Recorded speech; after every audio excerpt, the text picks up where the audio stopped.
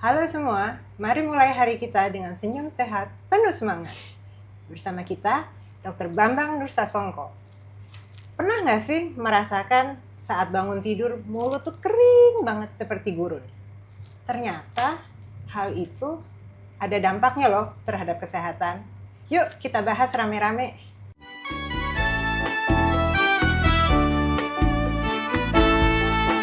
Sikat gigi cukup 2 kali, habis sarapan dan sebelum tidur.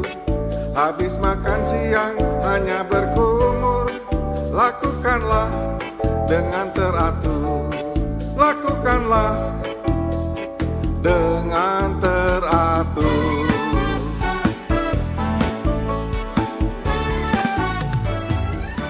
Jadi penyebab mulut kering itu apa dok?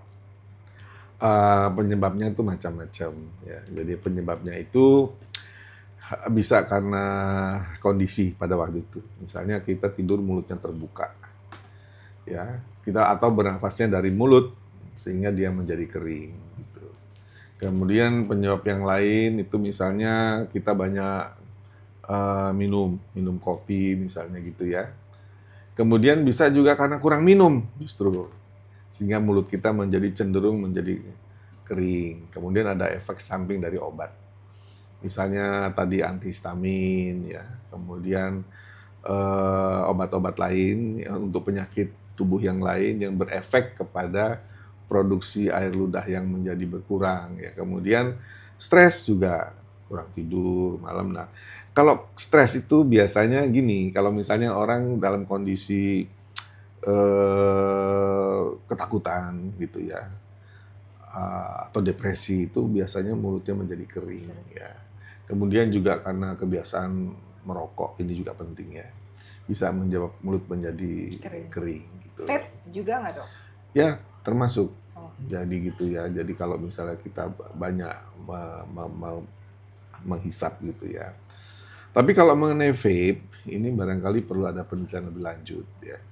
Karena vape itu kan sebetulnya asapnya itu mengandung cairan justru. Kalau rokok kan tidak gitu. Ya. Bagaimana dengan minuman kopi, teh gitu? Kalau teh enggak ya. Mungkin hanya misal minum kopi ada kemungkinan tuh bisa menjadi mulut menjadi kering gitu. Kalau penyakit yang menyebabkan mulut kering tuh contoh-contohnya apa dok? Contoh-contohnya lumayan banyak ya. Misalnya diabetes, itu juga bisa membuat mulut kering. Kemudian penyakit autoimun yang jenisnya Sjogren syndrome namanya, itu juga bisa membuat mulut menjadi kering. Itu. Oke. Dampak kurang cairan di mulut itu sebetulnya apa aja sih dok? Nah dampaknya itu begini, kalau mulut kering itu kuman akan menjadi mudah dia tumbuh ya. Jadi dia akan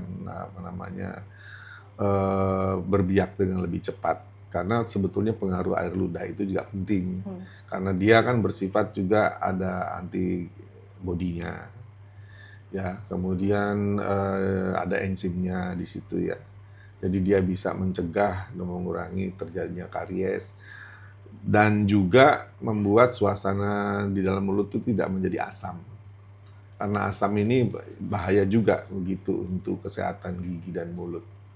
Jadi kesimpulannya air liur itu penting untuk kesehatan mulut, diantaranya mencegah gigi bolong.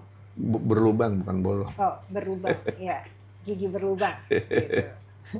Atau karies gigi. Namanya. Ya. Terus bisa dicegah nggak dok?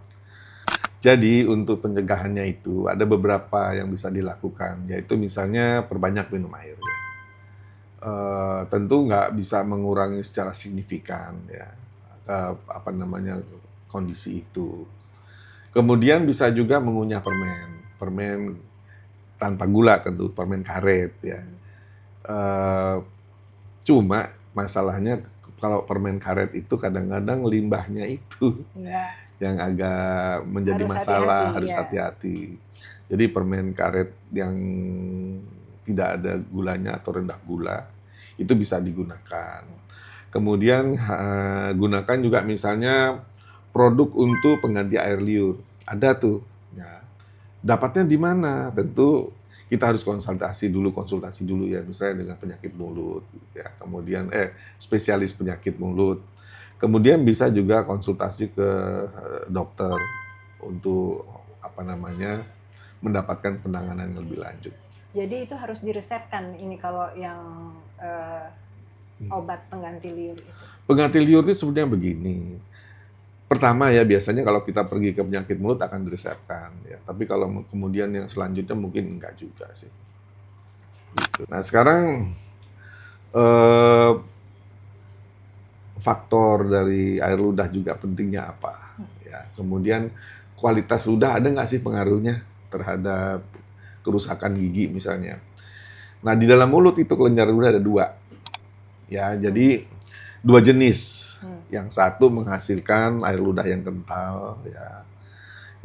Yang satu lagi menghasilkan air ludah yang encer. Oke. Lebih bagus sebetulnya liur kita encer apa lebih bagus liur kita kental? Nah, gini.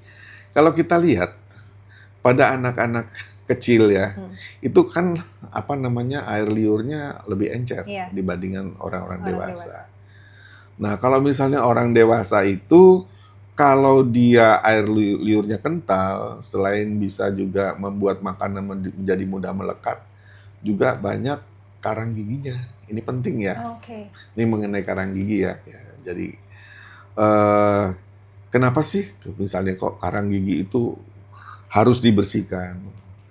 Karena begini, karang gigi itu kalau dia nempel di gigi ya, itu dia akan menekan gusi, tumbuh terus ke bawah. Kalau gigi bawah, yang atas ya ke atas gitu ya.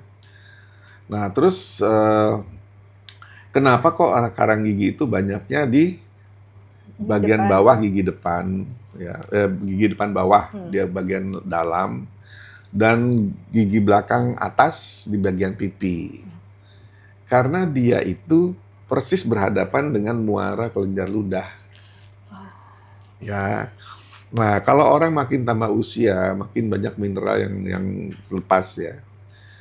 Jadi itu kalau misalnya dia berhadapan dengan muara kelenjar ludah, dia akan numpuk di situ. Jadi persamaannya misalnya sungai kan di laut tuh di muaranya ada tumpukan pasir ya. Di muaranya, nah itu sama dengan di sini gitu loh. Gitu. Jadi itu yang harus betul-betul kita bersihkan. Nah kemudian ludah itu sendiri begini, kalau dia banyak orang yang begini ya, dia tidak mudah kena karies. Walaupun mungkin dia pembersihannya juga kurang bersih ya. Karena itu tadi jenis ludah juga sangat mempengaruhi. Jadi gitu. ludah itu pengaruh gigi kita gampang lubang atau enggak, berkarang gitu. Atau enggak. Jadi kalau dia ludahnya kental seperti sungai, kalau dia alirannya lambat kan banyak endapan lumpur, nah, kan. Tapi kalau dia deras airnya ya bersih gitu. Dengan kita minum lebih banyak, diharapkan ludahnya jadi lebih encer. Lebih banyak, bukan encer. Kalau encer kentalnya itu bergantung kepada jenis kelenjarnya. Ya. Kemudian juga kan sekarang tuh minuman ada macam-macam. Ada yang pakai mineral, ada yang tidak ada mineral gitu. Itu juga efek di sebetulnya secara langsung enggak ya. Kalau mineral itu kan hanya untuk badan ya, artinya sistemik gitu. Jadi kalau misalnya terhadap masalah gigi mulutnya enggak. Cuman memang yang harus diperhatikan itu adalah minuman bersoda. Nah itu juga bisa merusak gigi kita gitu ya. Jadi harus dibatasi. Itu juga mempengaruhi karang dan air liur? Enggak, bukan karang dan air liur, tapi giginya itu sendiri. Gitu. Ya. Bagaimana kalau minuman seperti kalau yang Gen Z kan sekarang banyak minum tren kopi, matcha gitu. Itu juga ada pengaruhnya di kekeringan mulut? Kalau matcha atau kopi dan sebagainya mungkin pengaruh langsung kepada masalah mulut kering enggak. Tapi pengaruhnya itu kepada gigi yang kemudian namanya diskolorasi atau warnanya menjadi berwarna, giginya menjadi berwarna. Nah, kalau gitu gimana ya supaya nggak mudah berwarna walaupun kita minum kopi, coklat, dan makanan yang berwarna. Sebenarnya solusinya mudah. Kalau kita lihat ya di tempat restoran atau kafe yang banyak menghasilkan kopi, kalau kita lihat gelasnya itu pasti ada nodanya kan. Iya. Ya kan? Kenapa? Karena sering nempel di situ. Iya. Nah, jadi kalau di mulut bagaimana? Yang penting kalau bahan berwarna itu nempel tidak lama, maka dia tidak mudah untuk nempel kan. Jadi nggak apa-apa kalau kita minum kopi, jangan terus, biasanya orang kan gini, minum kopi pasti ada rasanya gitu ya. Nanti ada bahkan yang orang nggak langsung diminum habis ya, ditaruh nanti berapa lagi diminum sedikit-sedikit gitu. Sebetulnya rasa enak, tapi bahaya juga untuk pewarnaan gigi. Jadi minum, setelah itu kita kumur dengan air bersih. Gitu. Jadi seperti gelas habis dipakai langsung dicuci supaya dia tidak nempel, karena dia berubah warna kalau waktu dia menempelnya itu lama gitu. Oke. Mungkin itu juga salah satu alasan kenapa di kedai kopi yang cukup mahal biasanya kalau pesen espresso dikasih air putih kali ya. Nah, mungkin coba aja di survei kali. Coba kenapa, alasan mereka apa gitu kan, karena mungkin belum ada ininya ya, penelitiannya ya atau surveinya, mungkin perlu tuh gitu. Dan barangkali juga kita bisa sarankan kepada restoran-restoran kopi supaya menyediakan air putih. Dan itu juga untuk restoran menguntungkan kan, ditambah lagi dengan alasan jaga kebersihan gigi, jaga warna gigi dengan berkumur air putih setelah minum kopi atau makanan atau minuman berwarna yang lain gitu. Nah, kembali lagi ke mulut kering ya. Kan nggak cuman yang di dalam, bibir pun juga kering. Itu yang baik sebetulnya supaya menjaga kelembapannya dengan apa? Dari sisi dokter gigi. Oke.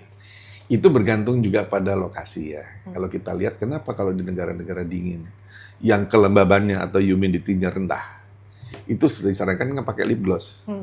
Ya kan, kalau nggak coba di pecah-pecah kita kan gitu. Tapi kalau misalnya di daerah-daerah yang tropis, yang humidity-nya tinggi atau kelembabannya tinggi, mungkin nggak terlalu perlu. Nah, kita pakainya biasanya mulut kering. Kalau di kondisi seperti di sini, mulut kering itu bukan karena masalah udara ya, tapi masalah kesehatan kita. Gitu ya.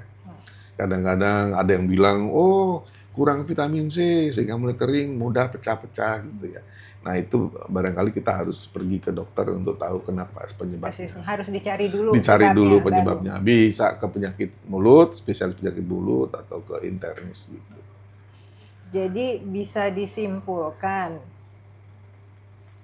mulut kering itu tidak melulu hanya karena kesehatan di mulut saja, tapi bisa secara sistemik ya sebabnya. Oh iya, secara badan ya, bisa penyebab itu.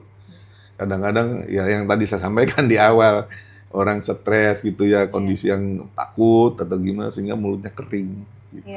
Iya. Sekarang mulut saya juga kering. Gitu. Jadi teman-teman jangan sepelekan yang namanya mulut kering, karena bisa jadi bila berkepanjangan ada hubungannya dengan penyakit yang lain. Sebaiknya dikonsultasikan ke dokter gigi spesialis penyakit mulut atau ke dokter penyakit dalam. Bukankah begitu, Dokter Bambang? Betul sekali. Senyum sehat, penuh semangat.